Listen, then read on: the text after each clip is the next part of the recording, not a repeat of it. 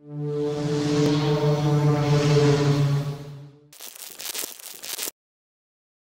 everyone, welcome to this episode of the Inspiration Route, brought to you by myself, Thomas Malonda, and Roger's Care.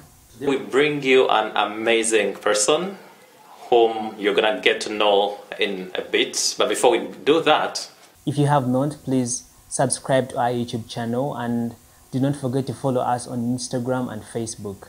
And also, if you want to listen to the audio version of our podcast, you can go to any of the podcast hosting networks, Spotify, Apple Podcasts, and any of them just to get the audio version. So today we have an amazing person, like I've said, by the name of Claudine Adeyemi. Claudine, you're most welcome to the show. Thank you for having me. I'm really excited about the conversation we're going to have. So the person we bring you today is a lawyer by profession. She's done lots. She started up many businesses. While at law school, she started a company called Director, which was helping people review their documents like CVs, essays. From that, she went ahead to co-found an organization called Young Black Grads, which enabled young people to network, share ideas. From that, she went again still to found a company called the Student Development Company, which enabled to transition people coming from universities into the work environment. And then finally from that, she started Career AI, for which she's the CEO currently. So we're gonna be digging more into that. But on this note, Claudine, we are so happy to have you on Inspiration Route, and we hope that the story you're gonna share today will inspire multitudes of millennials out there. Yeah, I mean, I hope so too. You've clearly done your research. It's quite the introduction. Thank you.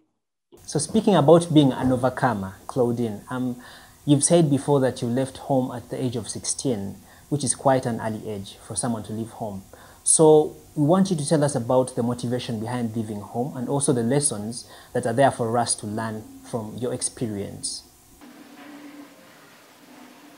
Yeah, in terms of motivations, obviously it wasn't ideal in any way, shape or form.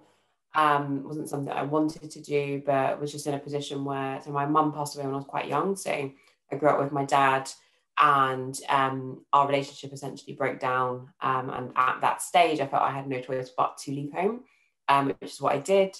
A lot of challenges with that, as you say, because I was at quite a young age. So living independently in accommodation that I hope no one else would ever have to stay in. Ended up really ill from some of the environments that I had to stay in, and ultimately ended up in a hostel where I was living with a lot of other girls, none of whom were studying or anything like that. And so, yeah, just had this kind of real challenge to stay focused on my studies, because I knew I wanted to be a lawyer. Didn't know how I was going to do that, but I knew I wanted to be a lawyer. And I think what the biggest challenge for me was just kind of staying focused throughout that challenging period of time. I think in terms of lessons, I think 16 is a very young age to leave home if you don't have to. I, however, don't regret it. I think that I often reflect on what if I didn't and what my life could look like and so on. But actually, I think I've learned a hell of a lot of lessons that I wouldn't have learned if I hadn't have left home at that stage. And I think for me, it's been more a case of accepting your journey and embracing what that means for you, and really kind of looking at any situation with the most positive outlook that you can, and drawing on those positives to learn whatever lessons you can to take you into the next stage in your career, in your life, in your journey. So that's what I've kind of tried to do from my situation. So, for example, even just having this conversation with you guys today, I wouldn't be able to really have these types of conversations if I hadn't gone through some of the hardships that I've gone through, and able to then hopefully relate to someone that might be listening or someone that might be watching, and give them the confidence that actually they will be able to get through the challenges that they're facing. Yeah, so speaking about challenges that you've gone through, of course, from the time you left home to where you are at the moment, I know there are quite many, but there is one that is still rampant in these times that we are in, and that's racism. Like, as somebody who has grown up in the UK, I presume that you've encountered this at particular stages of your journey. So I would like to know, how have you managed to handle it, and what advice do you have for millennials out there who are in similar situations like you're in, probably not the same, but are having this constant challenge of racism, and they feel that it's stopping them from going for their dreams? Yeah, that is a really tricky one. I think racism affects a lot of people in different ways as well. Um, I think for me, I've experienced it right the way from kind of microaggressions where you could argue that the individual doesn't even realize that they're being racist and that they are holding up the structures in our society that enable racism to continue, right the way through to over shouting, being shouted at in the street, being called the N-word, that kind of thing. I think for me, I've kind of internalized lessons that I learned when I was younger about my own capabilities, my own strengths, and who I am and the power that I have as an individual. And I guess I take the approach that no one can take that away from me. So it doesn't matter what the color of my skin is. I have a set of goals that I'm going to achieve. It may well be that on paper or in reality, it's going to be much harder for me to achieve those goals because of the color of my skin, and that is the world that we live in. And I'm alive to that being a truth that is true, and the statistics and the research show it. But that doesn't mean I'm not going to achieve it, right? Like, I think a lot of us were taught when we were really young that we have to work twice as hard to be just as good. And I think that's the approach that I've adopted. I don't think it should be the approach that anyone has to adopt, but in the state of the world that we are in, and have been for a very long time, that's kind of, for me, the way that it makes sense to progress, I think. And still on that very point of racism and being an overcomer, I think you should be crowned as an overcomer, because being a black person and being a woman, there are some challenges you faced, and which are not easy. And particularly, I want you to advise the millennials who are still facing those challenges and just feel like sitting down and doing nothing in light of what is happening, and they're like, why bother in light of all the racism and nepotism? What advice do you have for them? Sorry, I missed some of that. So advice to millennials that don't want to kind of be an activist, is that what you're kind of getting at? Or the question is millennials who are afraid to move on, justifying their circumstances as the reason why they should stay in their comfort zones. What advice do you have for them? Okay, I think I caught it. Sorry, it's quite the sound is quite low. I think in terms of individuals who aren't sure how to kind of engage with the stand against racism and so on, I think for me, it's important to reflect on who you are and what you can bear. I think that it's not everyone that can be an activist. It's not everyone that can take on the burden, and it is a burden, of fighting against racism and other issues and challenges in our society.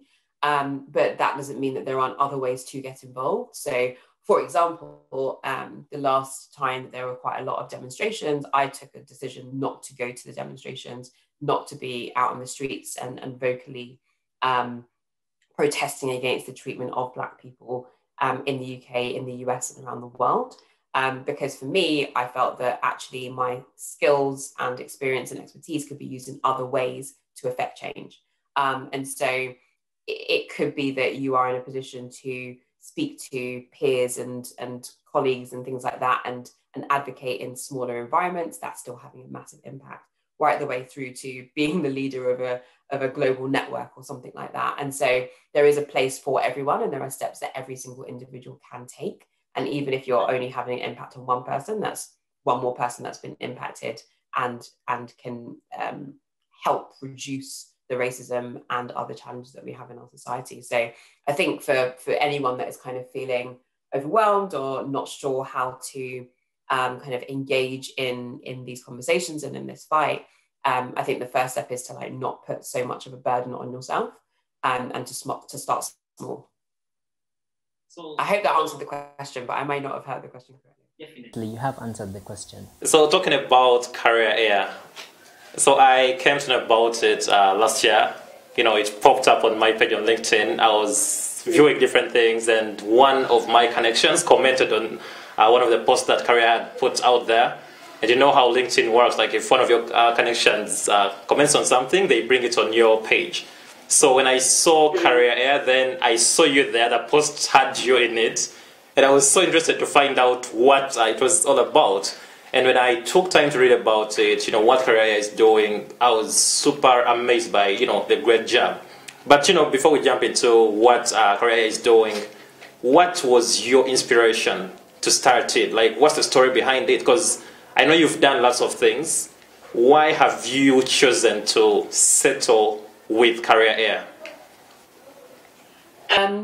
So ultimately, a lot of the things that I've done in the past is to try and create platforms and ways of supporting individuals who, I guess, are similar to myself, and to provide that support that I didn't benefit from. So you mentioned Young Black Graduates, you mentioned the Student Development Company, all of that was kind of how can I engage and support individuals from backgrounds similar to mine in a way that I know I would have benefited from back at that point in time.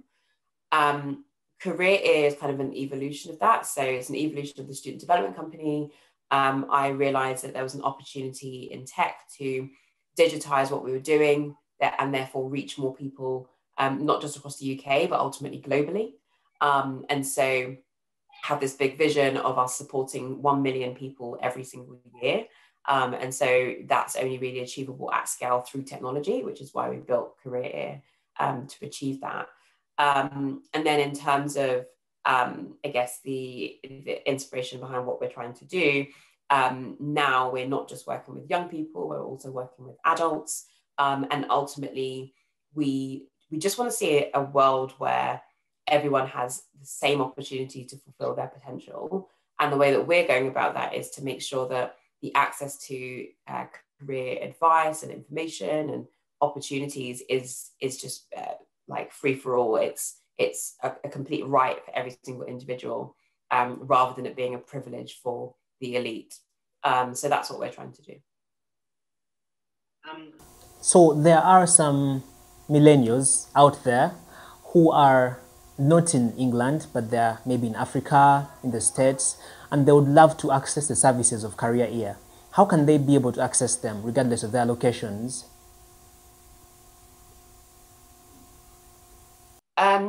So Career Air is an online platform.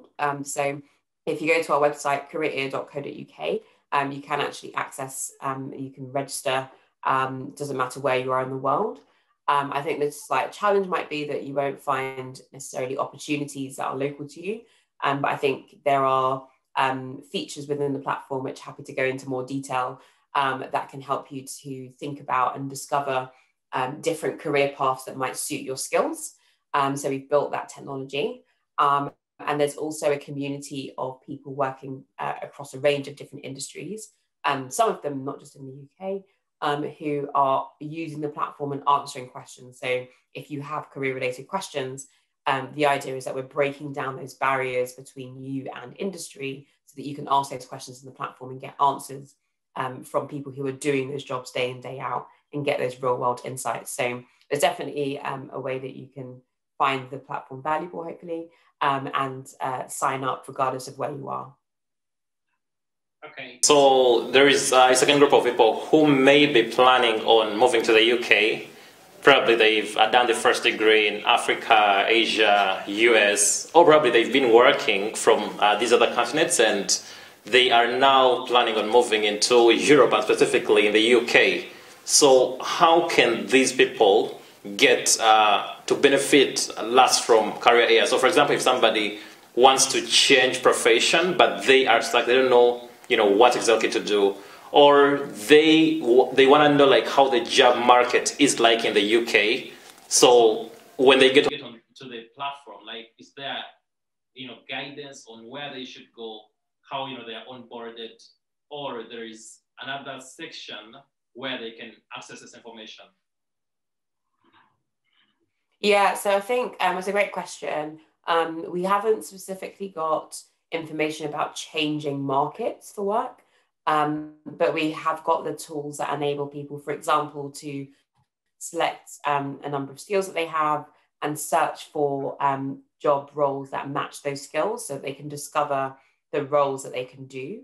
And then off the back of that, can access opportunities as well that match those roles. Equally, as I mentioned, you've also got the Q&A community platform. So within that, they can ask questions. And so that might be one of the questions that they might want to ask. So, you know, maybe you are, excuse me, maybe you're in Uganda and you are a marketing professional, but you want to come over to the UK to go get into marketing. Maybe it's that you ask a question that goes out to people in the marketing industry around that career transition, whether there are extra qualifications that you might need that are recognized in the UK that you might not necessarily have if you're in Uganda. I think for marketing there isn't, but that's just an example of how you might use the platform if you are transitioning to a different market. Yes, and then finally, I would also love that you talk about, because you've achieved quite a lot, also looking at the environment in which you grew up. So I would love you to talk about the environment versus achievement. Sometimes the environment is the limiting factor to what we can achieve. And I would love that you advise the millennials who are watching about the fact that how they should view the environment. What attitude should they have? How should they approach the challenges in their environment? Is it a limiting factor, or should it be something that cannot be considered? I think it's difficult to completely ignore your environment. But at the same time, I'm very much an individualistic person when it comes to achievements, right? So I have processes around setting myself goals. I believe that goals should be smart. So making sure they're measurable, making sure they're realistic, they've got timescales, that kind of thing. And once you've got those goals, I usually start with kind of longer term North Star type goals and then set sub goals to achieve those things. So if your ultimate goal is to become a lawyer, obviously within that, you've then got to, you know, do your studies and there's certain grades you have to get, and you've got to then get work experience, you've got to get training contracts, all of those types of things. And so those would end up being your sub goals, and you might even have more sub goals to achieve each of those things. But for me, that's like super important to be able to maintain that focus to getting to that point. And for me, within that, because I'm kind of laser focused on achieving those goals and working really hard to get there and doing whatever it takes to get there, my environment becomes redundant because it's all about me, and I'm putting the burden on myself and on my own shoulders and not relying on others around me to get me to where I need to be. That doesn't always materialize. Obviously, it's very difficult to do everything by yourself. No man is an island, right? So I think the second thing is trying to make sure that you have a good quality network. You've got people around you who are positive energy, who are supportive, potentially have mentors that you can turn to particularly when you've got a particular challenge that you want to overcome, and that you've got someone that has either some experience of going through that challenge before that can help you work through that, but it might even just be a peer who has certain skills and qualities that complement yours, so they can kind of plug some of those gaps and help you think through how to overcome certain challenges along the way. So I think that those are some of the ways that you can kind of grapple with the challenges that come from being in your environment that might hold you back otherwise. But I think ultimately, alongside the work that is happening to try and deconstruct the structures in our society that uphold those barriers, we have to do it for ourselves, right? We have to create our own opportunities. We have to go out there and kill it and be the people that we want to be, and achieve the things that we want to achieve, be the change that we want to see, and fulfill our potential. Yeah, I completely, subscribe to whatever you've said. But besides, those bits that you've hinted on in terms of advice concerning the environment, are there any other, words you want to leave to the millennials watching you today? things that can motivate them to step out of their comfort zones and go achieve what, brought them to this planet to achieve? You're putting me on the spot. What can I say? There's loads of things. I think one of the things that I live by is that ability is nothing without opportunity. And for me, that means that you can be the smartest person. You could work really hard to get your grades. You could work really hard at work, all of those things. But if you don't have opportunities, then it kind of ends up being redundant, right? And it goes back to what I was saying before about sometimes we have to create our own opportunities. That doesn't necessarily mean you have to go off and set up your own business to employ yourself. But it could mean making sure that you go out of your way to build relationships with people that you know can help you get ahead. It might mean making sure that you go above and beyond to deliver an awesome service to your clients so that they will then refer you on to others. There's lots of ways that you can kind of create opportunities for yourself. But I think we need to be very proactive in the way that we go about doing that and in the way that we go about developing ourselves to be the best version of ourselves and perfecting our craft. I think the other side is linked to that development point. So I think personal and professional development is critical, particularly with where we are at the moment. We can't stop learning. Like I can't stress the importance of learning and continued lifelong learning enough. And that's across the board. So whether that's developing new hard skills, so keeping up with digital and that kind of thing so that you don't get left behind, right the way through to the personal side of things and soft skills that will really come into play. They're already in play, but it'd be even more critical as we continue to transition into the future of work. So making sure that you are someone who can be agile, adaptable, creative, thinking about things in an innovative way, being bold, lots of kind of different soft skills that are very transferable regardless of the role that you're doing, but really going to be critical in the workplace going forward. I think is really important. And one of the things that we've developed with Career is these skills assessment chatbots that are helping you to understand whether you have these skills. So again, that's something anyone anywhere in the world can take part in those and see where they sit on those skills and identify the areas in which they can upskill. Thank you so much, Claudine. I want to thank you so much for being there for the millennials and being able to give them this kind of advice. Thank you so much for your time. Much appreciated.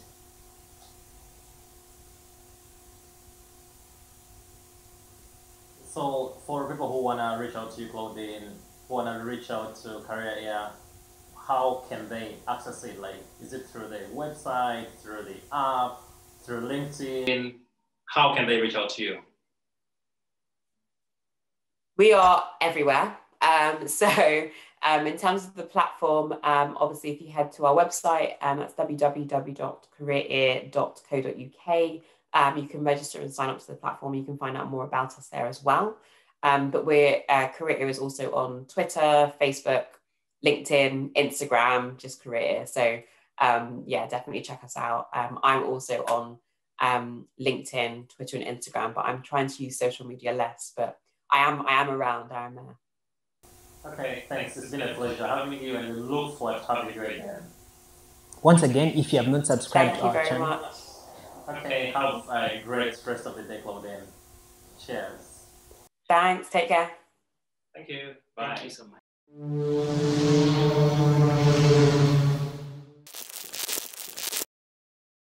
Thanks for watching us today. So in case you don't want to miss out on what we've had today and more that is yet to come, please remember to go and subscribe on our channel, YouTube. Go to Instagram, Facebook, and follow us. And also go to all the podcast networks and search for Inspiration Route, listen to the content, and download it such that you can live an inspired life. Remain Kia Rogers. Thomas Malonda. See you again next time.